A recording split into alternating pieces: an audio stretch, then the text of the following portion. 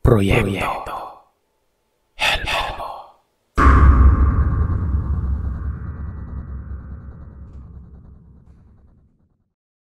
Mapagpalang araw sa iyo, Sir Seth, at pati na rin sa mga masugid niyong tagapakinig. Medyo kakaiba ang kwentong ibabahagi ko.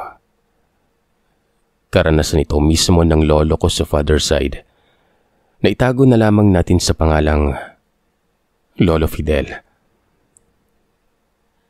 Bali ang nagkwento nito sa akin ay si Lola Tinay, yung mismong asawa ni Lolo Fidel. Kwento po ito tungkol sa naging kabit ni Lolo na, ayon sa kwento ni Lola, ay isang aswang. Ilan sa mga ikinuwento sa akin ni Lola ay ikinuwento lang din sa kanya ni Lolo Fidel noong may masmasan na ito sa itinanim na pang-akit sa kanya ng kabit niya na yon. Mag-iisang taon na umanong kasal noon sina Lolo Fidel at Lola Tinay. Buntis daw si Lola noon sa panganay nilang anak. Simula nung nagtatrabaho si Lolo sa isang talyer, ay nagsimula na itong umuwi ng 10 oras ng gabi gayong hanggang alas 6 lang naman ang duty niya sa talyer noon. Noong mga panahong ito ay nakilala na raw pala ni Lolo Fidel si Rosa, ang mismong anak ng may-ari ng talyer. Hindi umano maintindihan ni Lolo Fidel noon kung bakit nung unang kita pa lamang niya sa dalaga ay kaagad na siyang nagkaroon ng interes dito. Para umano siyang nagayuma o nahipnotismo ng dalagang yon. Maging siya umano ay nagtataka kung bakit kahit anong pilit man niyang layuan si Rosa, ay pilit pa rin itong lumalapit sa kanya. Nung una ay ayaw naman daw talaga ni Lolo Fidel na pagtaksilan si Lola. Lalo pat buntis ito at magkakaanak na sila noon. Isang gabi, habang naglalakad si Lolo pauwi sa bahay ay bigla na lamang daw sumulpot sa harapan niya si Rosa. Kasabay umano ng paglitaw nito, ang pag-alingasaw ng masangsang na amoy. Napakalansa umano ng amoy na yon. Kahit sino'y may hilo kapag naamoy nila yon. Habang papalapit umano sa kanya si Rosa, ay patindi naman ng patindi yung malansang amoy na ito. Umabot na nga sa puntong unti-unti nang nakaramdam ng pagkahilo si Lolo noon. Nagdilim ang paningin niya noon. Pero bago siya tuluyang mawalan ng ulirat, ay nakita pa raw niyang ngumisi si Rosa na ikinalantad naman ng 2 matutulis na ipin nito. Pagising umano ni Lolo ay nagulat na lamang siya dahil naroroon siya sa isang malambot na kama. Wala siyang anumang saplot habang nakahiga naman sa tabi niya si Rosa. Hindi umano niya alam kung paano siya napunta ron. Ang tanging alam lamang niya ay nahilo siya at nagdilim yung paningin niya. Hindi rin mawala sa isipan niya yung pangil na nakita niya kay Rosa. Simula ng araw na yon, daig pa umano ni Lolo ang nagbatubalani kay Rosa.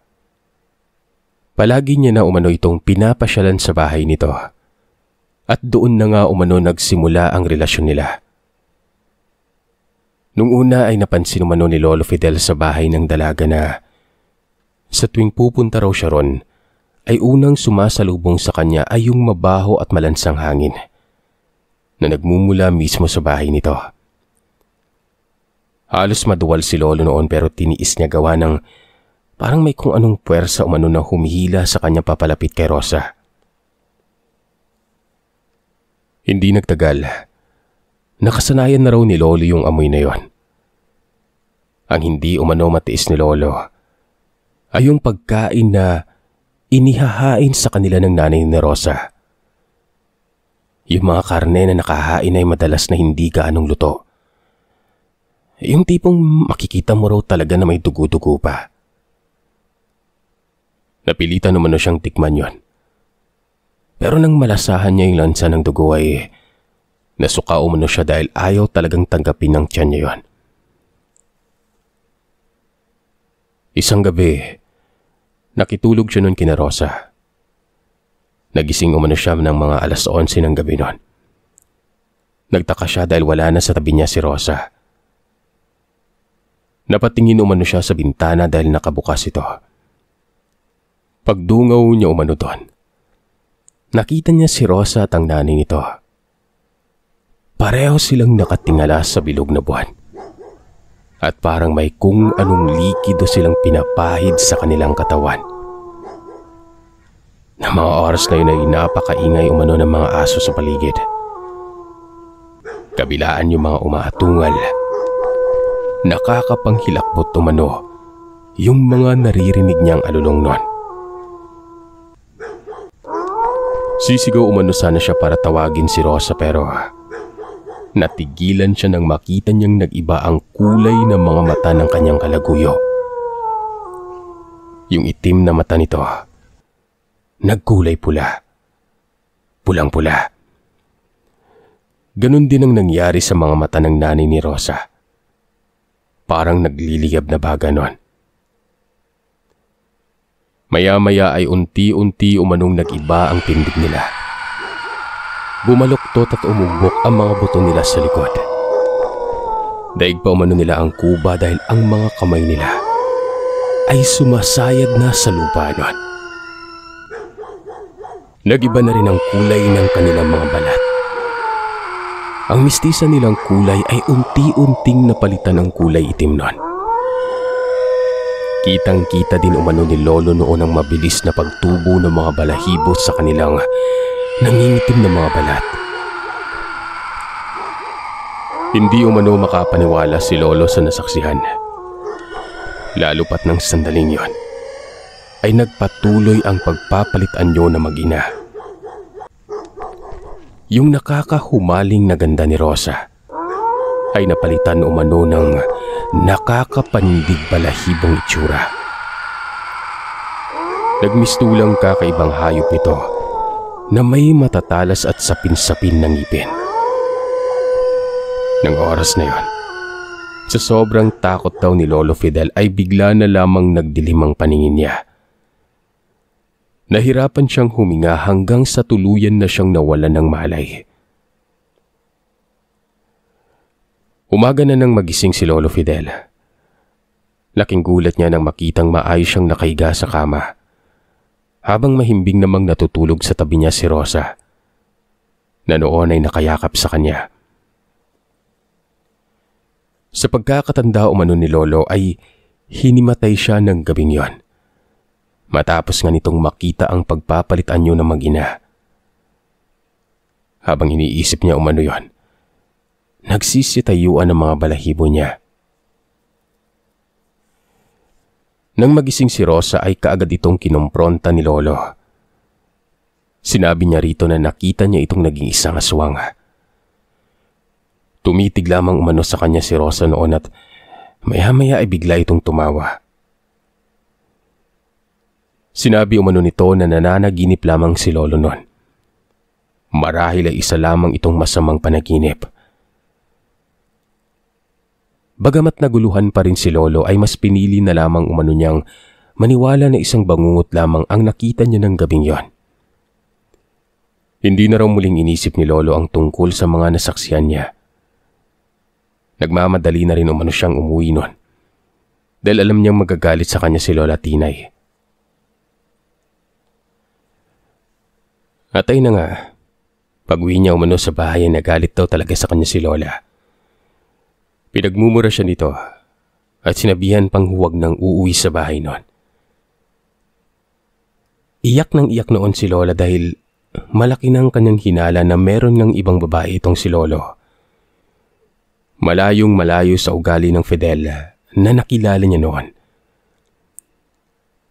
Naniklo dumano si Lolo para lamang patawarin siya ni Lola at bigyan siya ng isa pang pagkakataon. Gawa nga ng labis na pagmamahal sa kanya ni Lola ay nagawa siya nitong patawarin.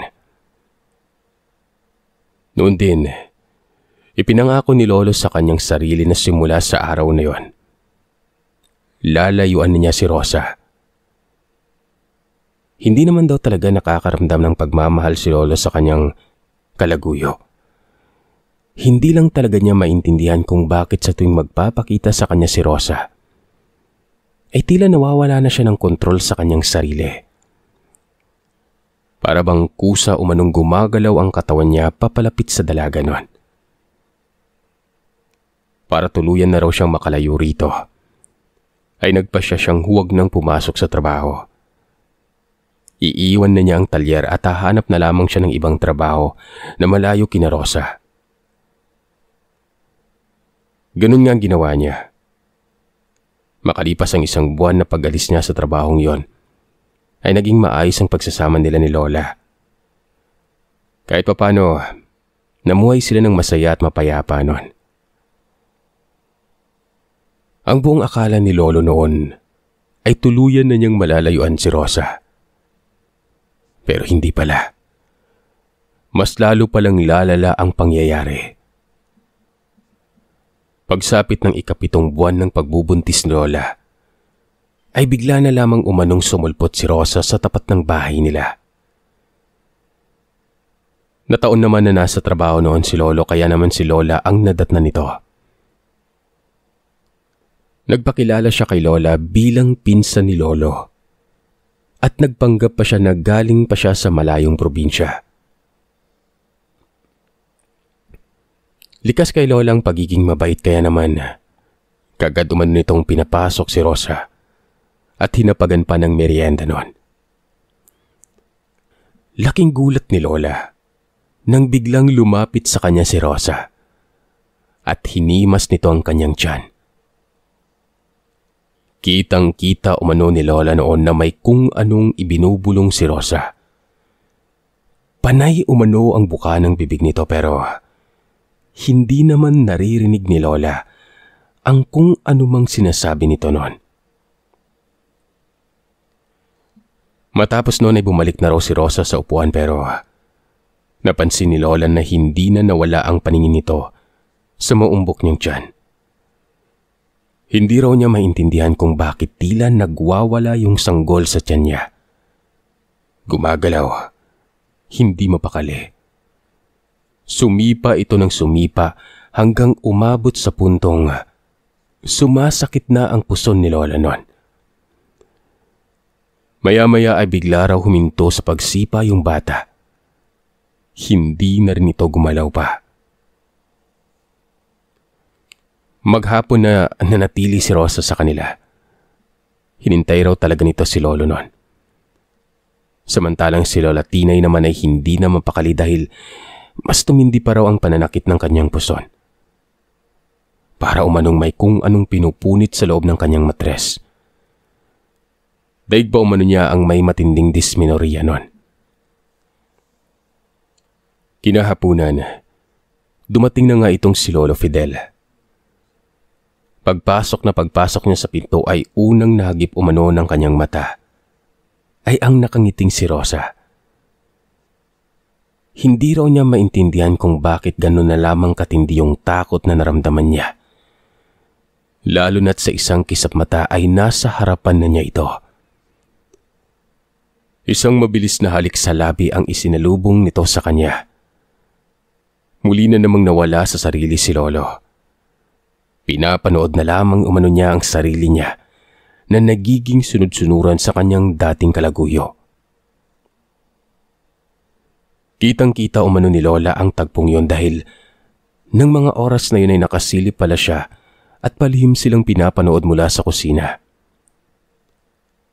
Ayon kay Lola Tinay, inutusan daw ni Rosa si Lolo na umupo sa kanyang tabi. Tulala si Lolo noon. Hindi kumukurap.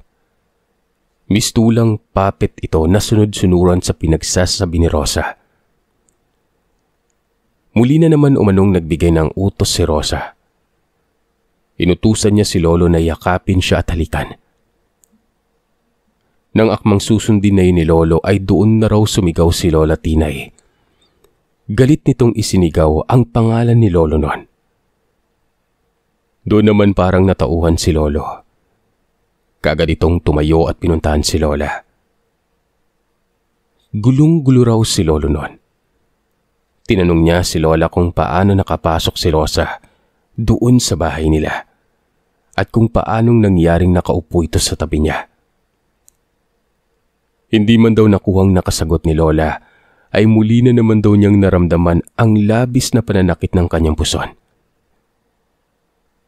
Mas dumoble pa raw sa sakit na una niyang naramdaman noon. Naiiyak na raw si Lola noon habang hawak ang kanyang tiyan. Unti-unti umanong nagdilim ang paningin niya. Bago siya tuluyang nahimatay, ay napatingin pa siya kay Rosa noon. Kitang-kita ni Lola kung paano nanlisik ang mga mata ni Rosa habang nakatingin ito sa kanya. Katakot-takot din umano ang biglaang pagbabago ng kulay ng mga mata nito. Nang magising umano si Lola, nakahiga na siya sa kanilang higaan. Nakaupo umano noon sa kanyang tabi si Lolo Fidel at ang isang matandang babae na hindi niya kilala. Babangon na raw sana siya pero muli niyang naramdaman ang matinding kirot sa tiyan niya. Ramdam din daw niya ang pag-agos ng dugo mula sa kanyang kasilanan. Nagsalita yung matanda at sinabing manganganak na si Lola. Hindi raw sila makapaniwala noon dahil hindi pa kabuwanan ni Lola pero ilang minuto lamang ay humilab na ang tiyan niya. Sa tulong ng matandang babae na isa palang albularyo at kumadrona, naisilang ni Lola ang sanggol na noon ay 7 buwan pa lamang. Maswerte naman itong nabuhay sa kabila ng kakulangan nito sa buwan. Ang sabi ng albularyo ay muntikan na raw namatay ang sanggol. Mabuti na lamang at kaagad nitong nakontra ang pang-aaswang ni Rosa. Doon pa lang nalaman ni Lola na aswang pala ito. Nang dumating daw kasi ang albularyo ay dali-dali itong lumabas sa bahay. Sinubukan pa raw itong sundan ng albularyo pero bigla na lamang itong nag-ibang anyo. Naging isang wakwak. Lumipad ito papalayo sa bahay gawa ng natakot ito sa mga mutya na suot ng albularyo na matinding pangontra sa mga ganitong klaseng nilalang. Bago raw umalis si Rosa, ay nakita pa ng matanda na kumukulo ang langis na lana na nasa botelyang dala niya. Sinyalis yun na isang aswang ang kaharap niya. Noon na rin umano naliwanagan si Lolo na hindi isang bangungot ang nasaksihan niyang pagpapalit anyo ni Rosa at ng nanay nito. At doon na rin inamin ni Lolo kay Lola na hindi niya pinsan si Rosa, kundi isang dating karelasyon. Sinabi rin niya na parang ginayuma siya nito kaya naman naging sunod-sunuran siya rito. Nagalit noon si Lola ngunit napawi lang yon nang sabihin ng albularyo na may mga aswang daw na talagang may kakayahang mangakit na mga kalalakihan. Inintindi na lamang daw ni Lola si Lolo Fidel. Pinatawad niya ito dahil hindi rin naman ito ginusto ang nagawa niyang pangangaliwa. Matapos ang pangyayaring yon, sunod-sunod na panggugulo pa ang naranasan nila mula kay Rosa at sa pamilya nito. Gabi-gabi daw silang nakakarinig ng mga yabag sa kanilang bubungan. Kung minsan ay malalakas na atungal at ungol na tila nagmumula raw sa isang mabangis na hayop. Kabilaang hunirin ng mga ibong wakwak ang madalas nilang naririnig noon. Simula noon ay pagsapit pa lamang ng 5:00 ng hapon ay hindi na lumalabas sa bahay si Lola. Walang oras umano na hindi siya kinakabahan noon dahil nararamdaman niyang may mga matang nakamasid sa kanila. Isang gabi, mahimbing na umano ang tulog nila nang bigla silang magising dahil sa iyak mismo ng kanilang anak. 5 buwan pa lamang daw ito noon. Pagtingin nila sa bata ay gayon na lamang ang pagkabigla nila nang makita itong nasa bintana na. Nakalabas na ang kaliwang binti nito. Kagad naman umanong hinila ni Lolo ang bata. Naghilahan umano sila nung mabalahibong nilalang na may hawak ng binti ng bata noon. Iyak ng iyak ang bata gawa ng nasasaktan ito sa mahahabang kuko ng nilalang. Nang mga oras na yun ay puno na raw ng galos ang mura at malambot nitong bintinon. Naglakas loob na raw si Lola na lumabas sa kwarto. Nagtungo siya sa sala kung saan ang una niyang nadampot ay yung malaking gunting na ginagamit nila sa pagtitrim ng halaman. Kinuha niya yon at dali-daling lumapit sa dalawang nag-aagawan sa bata. Gamit ang malaki at matalim na gunting, pinutol niya ang hintuturong daliri ng aswang na ito. Dahil doon ay nabitawan nito ang binti ng bata. Magkakasunod na atungal at ingay ang nilikha ng aswang. Marahil ay dahil sa labis nitong nasaktan. Nang mabawi na nila ang anak ay dali-daling lumabas si Lolo. Kinuha niya yung pinakamalaking itak niya na halos araw-araw niyang hinahasa. Pagkatapos ay galit na galit siyang lumabas doon. Nagsisisigaw. Minura-mura yung nilalang. Sinubukan niya itong habulin pero mabilis na itong nakalayo. Pagbalik ni Lolo Fidel sa loob ng kanilang bahay, ay nakita pa nila roon yung putol na daliri ng nilalang na ito. Isinilid yun ni Lolo sa isang garapon. Makalipas lamang ang ilang minuto, biglang nagbago ang itsura ng daliring yon. Naging daliri ito ng tao. Itinago ni Lolo yung garapon pero kinabukasan nang tingnan nila ito, wala na yung daliring yon. Tanging ang kakarampot na kulay itim na abo ang nakita nila sa garapon. May hinala na noon sina Lolo at Lola na si Rosa ang may kagagawa nito. Kabisadong-kabisado ni Lolo ang mga daliri ni Rosa. Bukod sa makinis daw yon, pahaba, napakaganda pa ng mga kuko nito. Dahil sa nangyaring yun ay nagpasya sila na umuwi na lamang sa probinsya ni na Lolo. Hinintay na lamang nila yung huling sahod ni Lolo sa bago nitong trabaho. Makalipas ang mahigit 2 linggo, tuluyan nang umalis sina Lolo sa tinitira nilang bahay. Nung magbabiyahe na umano sila, nakasalubong pa nila sa bus station si Rosa. Nakayuko ito, hindi makatingin ng diretso sa kanila. Halos sabay raw na napatingin noon sina Lolo at Lola sa mga daliri ni Rosa sa kanang kamay. At hindi nga sila nagkakamali nun.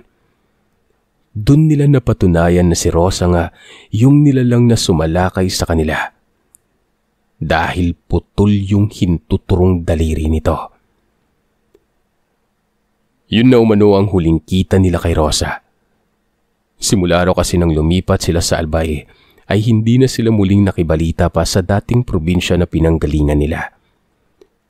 Ang probinsya kung saan nakilala ni Lolo ang dati niyang kalaguyo na may lahing aswang. Maaring hanggang dito na lamang po ang maibabahagi kong kwento. Sana'y nagustuhan po ng inyong mga tagapakinig ang kwento nila Lola Tinay at Lolo Fidel. Maraming salamat.